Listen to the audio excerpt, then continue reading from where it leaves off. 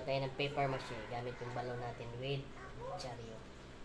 So ito daw yung gagawin natin guys, step na para gagawa tayo ng flower base. So ito yan, may nasimulan ako guys na yan, bago, kunti pa lang. So tapusin natin to guys.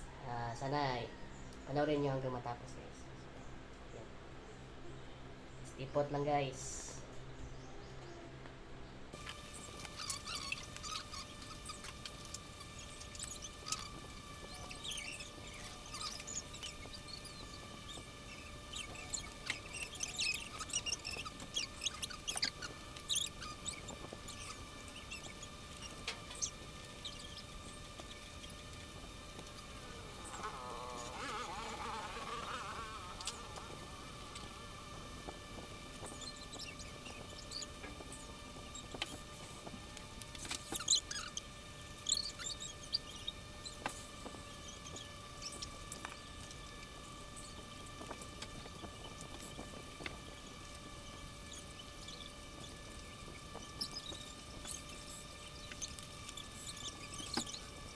So guys, ito na yung naging finished product ko dun sa pagbalot-balot ng newspaper. So mamaya guys, i-ano ko to, bubutasan to dito sa taas para maging flower base.